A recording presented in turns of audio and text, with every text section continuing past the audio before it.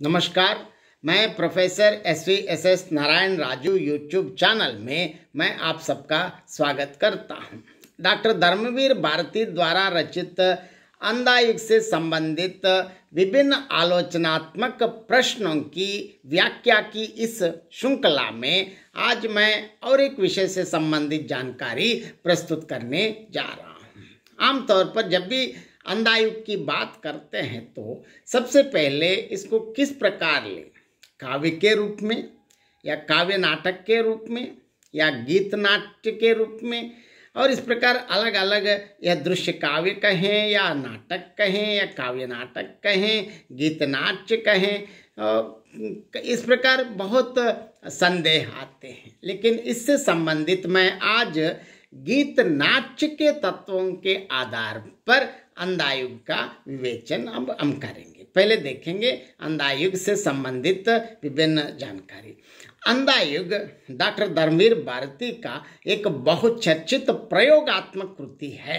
इस कृति को किस विधा के अंतर्गत स्वीकार किया जाए, इस प्रश्न के उत्तर के लिए लेखक की निर्देश अत्यंत उपयोगी सिद्ध होता है। निर्देश में उसने इसे दृश्य काव्य, नाटक, गीतनाट्य और काव्य 4 नामों से पुकारा है। जैसे पुकारा है उसमें देखेंगे। पहले इस दृश्य काव्य में जिन समस्याओं को उठाया गया है, यहाँ पहले साफ साफ उनके निर्देश में लिखा है कि इस दृश्य काव्य में, मतलब यहाँ दृश्य काव्य के रूप में। और एक जगह कहते हैं दूसरा, अभी इस प्रकार के नाटकों की परंपरा का भी हिंदी में सूत्रपात्र ही हो रहा है।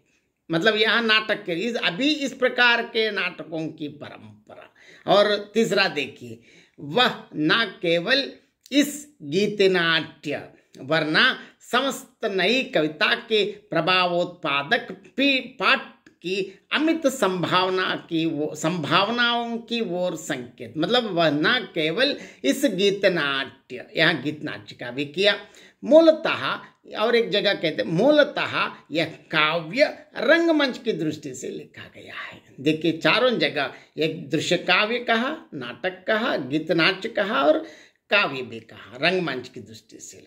यहाँ इन सभी वक्तव्यों से यह निष्कर्ष निकलता है कि नाटककार ने इसे गीत नाट्य माना है।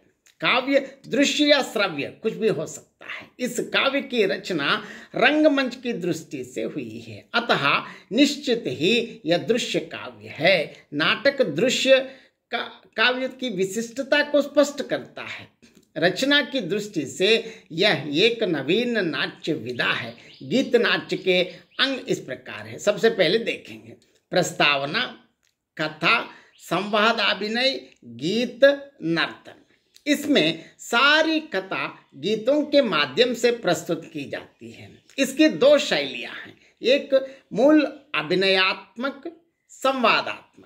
प्रथम में दल विशेष वाद्य यंत्रों की सहायता से भावुकता एवं संवादात्मक गीत गाता है और दूसरा दल उन गीतों के अनुरूप भूमिका में गीत के भावों के अनुरूप अभिनय करता है। भारत में इस प्रकार के गीत नाट्य का प्रचार महाकवि रविंद्रनाथ ठाकुर ने अपने शांति निकेतन में किया था। उनका चांडालिका नामक गीत नाट्य रंगमंच पर बड़ी सफलता पा चुका है। दूसरी शैली में गीत नाट्य वे हैं जिनमें केवल पद्य संवाद मात्र रहता है। संवाद के अतिरिक्त जितना कथा भाग हैं उससे या तो गायक मंडली गीत द्वारा व्यक्त करती है। उपर्युक्त लक्षणों के आधार पर अभी हमने ऊपर जो चर्चा कर चुके हैं उनके आधार पर अगर देखें तो अंधा युग द्वितीय प्रकार का गीत नाट्य सिद्ध होता है। अंतर केवल गीत का, क्योंकि संवादों में गीत का प्रयोग ना होकर मुक्त छंद से संवाद अधिक प्रभावात्मक हो गए हैं। भारती ने अपने इस गीत नाट्य में प्राचीन पद्धति और आधुनिक पद्धति का अपूर्व समन्वय किया है। गीत नाट्य के प्रदर्शन विधान में 3 दल होते हैं। सबसे पहला अभिनेता, द्वितीय भावनट या भावनटी या कथाभिनेता, 3rd गायक या वादक मंडली। अंधा युग में इन तीनों का देखिए, पहले कहेंगे अभिनेता, भावनट या भावनटी या कथा अभिनेता, तीसरा गायक वादक मंडली। अंधा युग में इन सब की स्थिति है। इन तीनों दल दिखते हैं। प्रस्तावना में स्थापना के नाम से दिया गया है। यहाँ नेपथ्य से उद्घोषणा होती है तथा नर्तक उपयुक्त भावों नाट्य का प्रदर्शन करता है। शंख ध्वनि के साथ पर्दा खुलता है और मंगलाचरण के साथ साथ उसकी मुद्राएं बदलती जाती हैं। इस प्रस्तावना में भावनट का प्रयोग हुआ है। कथा अंधा युग में स्पष्ट है। नाटककार के निर्देश के अनुसार इस गीत नाट्य में महाभारत के उत्तरार्ध की घटनाओं का आश्रय ग्रहण किया गया है। वास्तव में कथा वस्तु प्रख्यात हैं, केवल कुछ ही तत्व उत्पाद्य हैं, अतः लक्ष्य से भी इस कृति की कथात्मकता स्पष्ट है।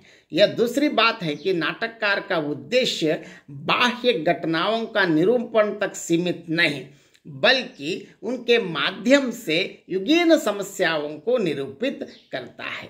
शुरुआत में ही कहते हैं युद्धोपरांत यह अंधा युग अवतरित हुआ है, जिसमें स्थितियां, मनोवृत्तियां, आत्माएं सब विकृत हैं। एक बहुत पतली डोरी मर्यादा की, पर वह भी उलझी है दोनों ही पक्षों में। सिर्फ कृष्ण में साहस है सुलझाने का। वह है भविष्य का रक्षक, वह है अनासक्त, पर शेष अधिकतर हैं अंधे, पथभ्रष्ट, आत्महारा, विगलित, अपने अंतर की अंध गुफाओं के वासी। यह कथा उन्हीं की अंधों की है या कथा ज्योति की है अंधों के माध्यम से। इसी से ही पूरी की पूरी कथा पता चली है। कथा ज्योति की है अंधों के माध्यम से। प्रत्येक अंक परिवर्तन के बीच में दृश्य परिवर्तन के लिए कवि ने कथा गायन का प्रयोग किया है। कथा गायन की यह पद्धति कथानक के सूत्रों को परस्पर संबद्ध कर आगे बढ़ाती है। संवाद अभिनय तो स्पष्ट है, संवादों को अभिनेता बोलते हैं। अंधा युग के संवादों के विषय में कवि का कथन इस प्रकार है। संवाद मुक्त छंद में है और अंतराल में कितनी ही प्रकार की ही छंद योजना से मुक्त वृत्तगंधी गद्य का भी प्रयोग किया गया है। वृत्तगंधी गद्य की ऐसी पंक्तियां अन्यत्र भी मिल जाएंगी। लंबे नाटक में छंद बदलते रहना आवश्यक प्रतीत हुआ, अन्यथा एक रसता आ जाती। कुछ स्थलों को अपवाद स्वरूप छोड़ दें तो प्रहरियों का सारा वार्तालाप एक निश्चित लय में चलता है, जो नाटक के आरंभ से अंत तक लगभग एक सी रहती हैं। अन्य पात्रों के कथोपकथन में सभी पंक्तियां एक ही लय की हों या आवश्यक नहीं। जैसे एक बार बोलने के लिए कोई मुंह खोले, किंतु उसी बात को कहने में मन में भावनाएं मन में कई बार करवटें बदल लें, तो उसे संप्रेषित करने के लिए लय भी अपने को बदल लेती है।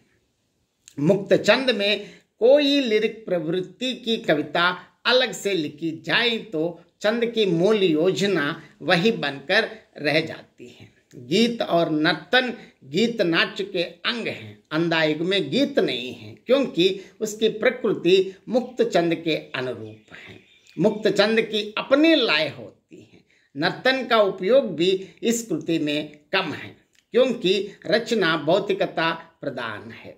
फिर भी रचना का आरंभ मंगलाचरण नर्तक के भाव नाट्य से होता है। भाव नाट्य की स्थिति रचना के बीच बीच में भी है। इस प्रकार अंधा युग एक गीत नाट्य है, जिसमें प्राचीन और अर्वाचीन परंपराओं के साथ साथ प्रभावात्मकता लाने के लिए कवि ने कुछ नवीनता का भी समावेश करके और भी अधिक पुष्ट किया है। कहने में कोई अतिशयोक्ति नहीं है। और इससे संबंधित मैं दोबारा अंत में और एक बार इससे संबंधित अनेक विवाद इसको कहाँ रखें, इसके लिए मैं उन्हीं के निर्देश से ही मैं दोबारा बताता हूँ। 4 नामों का उन्होंने परिचय दिया। इस दृश्य काव्य, एक जगह दृश्य काव्य कहा। इस प्रकार के नाटकों की परंपरा का भी कहते हुए नाटक का भी अभिहित किया। वह न केवल इस गीत नाट्य कहते हुए साफ साफ गीत नाट्य का भी उदाहरण दिया, मूलतः यह काव्य रंगमंच की दृष्टि से लिखा गया है। तो ये गीत नाट्य के अंतर्गत हम कहते हैं। इसके अनुसार अंधा युग का परिचय, अंधा युग से संबंधित संक्षिप्त जानकारी देने के लिए मैंने यह प्रस्तुत किया। बहुत बहुत धन्यवाद।